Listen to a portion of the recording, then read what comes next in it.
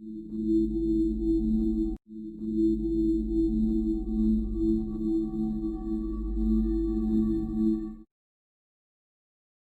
everyone, I am Preeti Narwal. Welcome to my YouTube channel Learners Destination.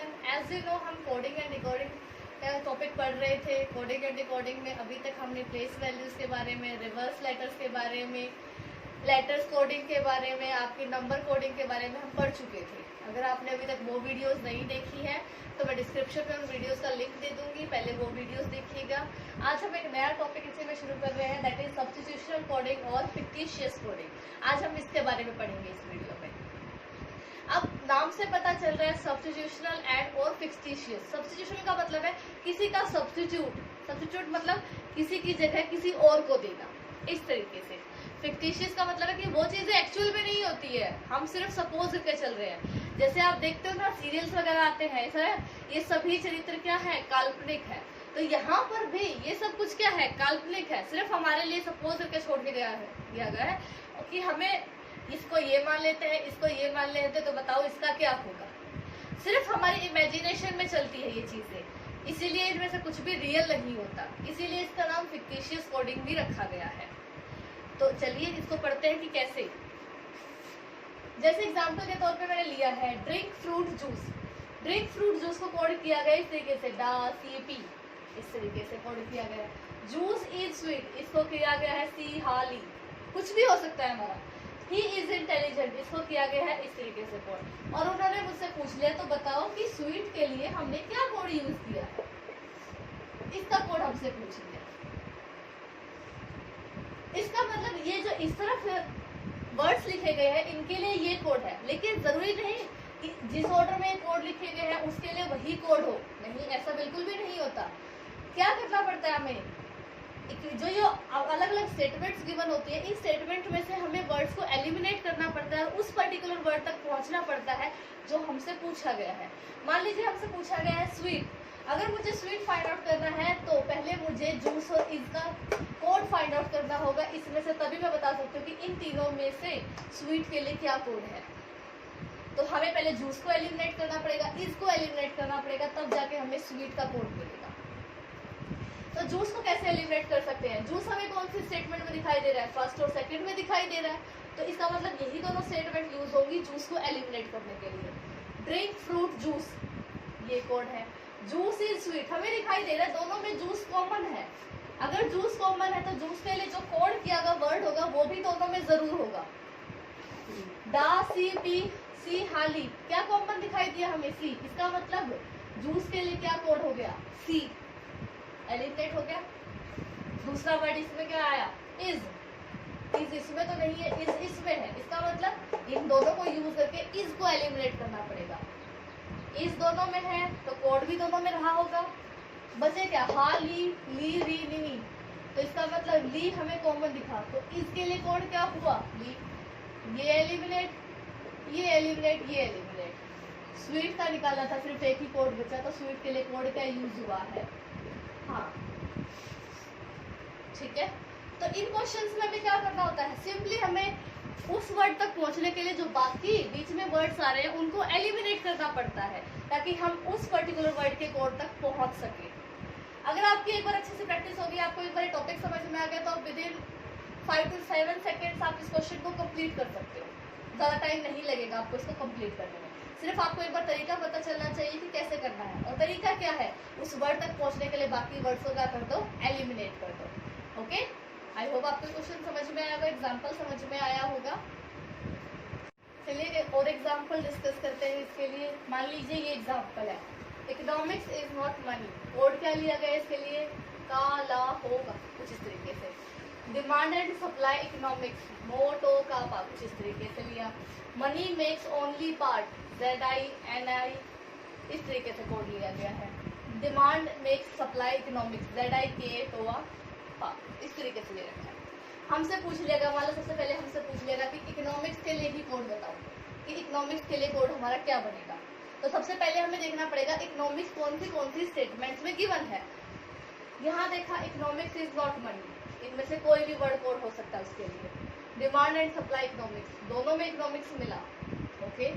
लेकिन economics demand में एक supply economics इसमें भी मिला। इसका मतलब अगर तीनों में इकोनॉमिक्स है तो तीनों में वो वर्ड भी होना चाहिए जो इकोनॉमिक्स के लिए कोड किया गया है।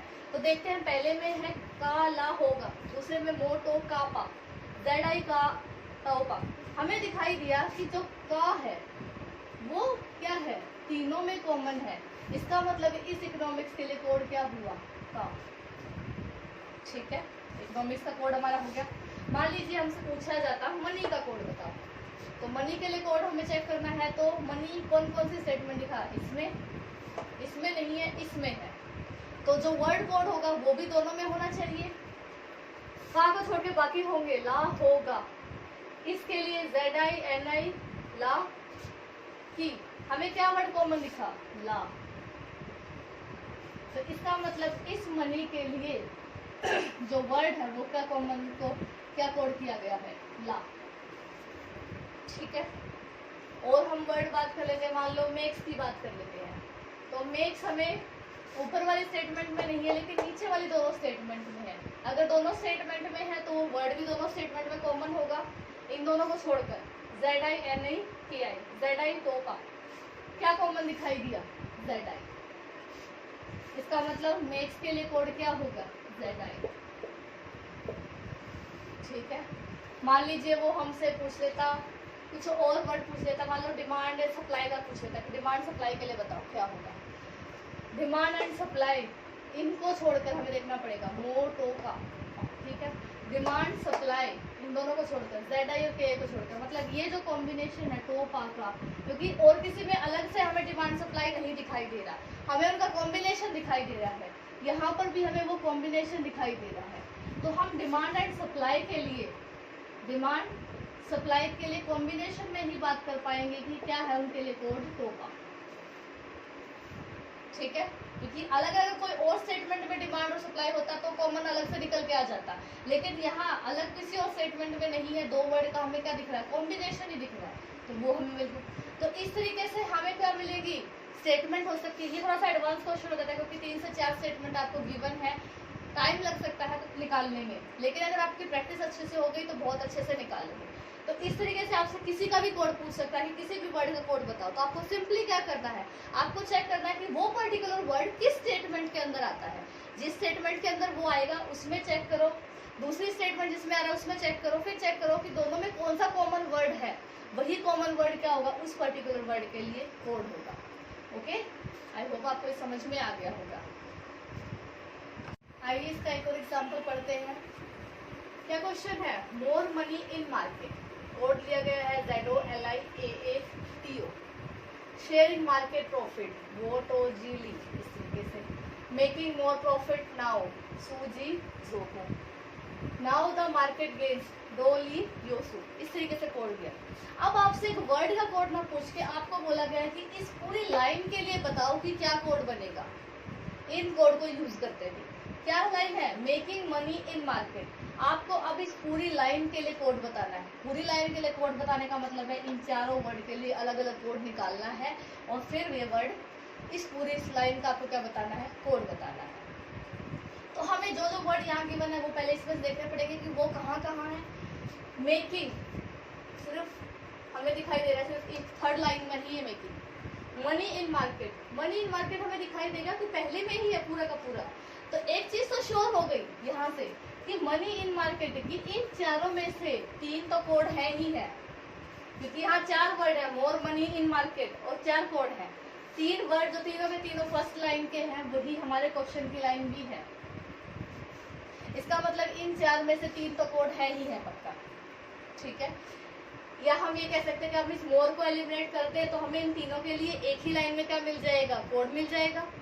बचा मेकिंग, मेकिंग किसी और में कोड नहीं है तो हमें इस मोर को भी एलिमिनेट करना पड़ेगा, प्रॉफिट को भी और नाउ को भी, तब जाके हमें किसका कोड मिलेगा, मेकिंग का कोड मिलेगा।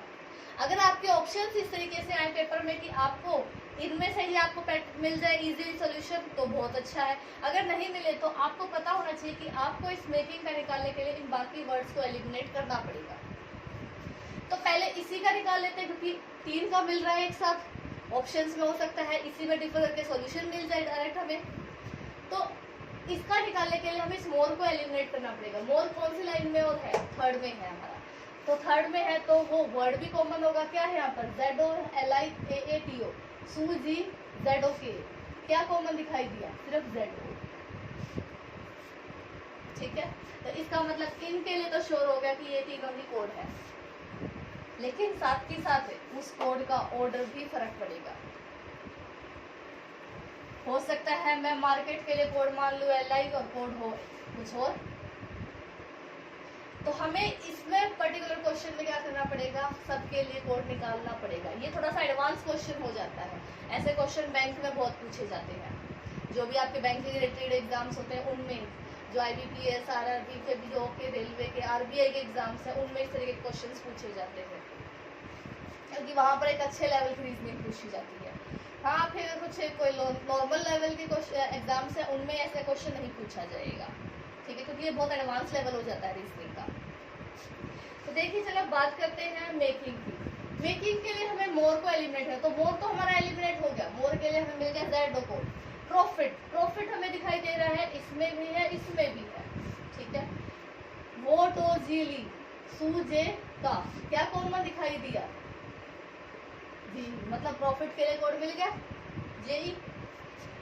नाउ, नाउ इसमें है, इसमें है, कॉमन दिखाई दे रहा है सू, इसका मतलब ये जो का है ये हमारा किसके लिए कोड हो गया, मनी के लिए कोड हो गया, ठीक है, सॉरी मेकिंग के लिए कोड हो गया हमारा का। अब फिर हमें बात मिलती है जो बाकी की है, मार्केट। मार्केट हमारा इसमें भी है, इसमें भी है, इसमें भी है, तो वो कोड भी तीनों में होना चाहिए। तीनों में हमें क्या वर्ड दिखाई दे रहा है, LI, इसका मतलब मार्केट के लिए कोड क्या हुआ, LI, ठीक है। अब बात आई है इनकी, इन हमारा इसमें भी है, इसमें भी है, तो वो वर्ड भी कॉमन होना चाहिए। क्या है वो वर्ड, TO, तो इसके लिए होगा TO। अब इसके लिए TO होगा तो ऑब्वियस है ये किसके लिए कोड होगा, इसके लिए, और आपका कोड बन गया ये। क्या कोड बना आपका, का, आ, तो, ली। इसीलिए मैंने कहा था कि ऑर्डर डिफर कर जाता है, अगर हम लिखते हो सीधा लिखते ली आ तो, लेकिन कोड में क्या हो गया, चेंज हो गया। तो ऐसे क्वेश्चंस में हमें क्या करना पड़ता है, हर एक वर्ड के लिए कोड फाइंड आउट करना पड़ता है, तब जाके हमें लाइन का क्या मिलता है, कोड मिलता है।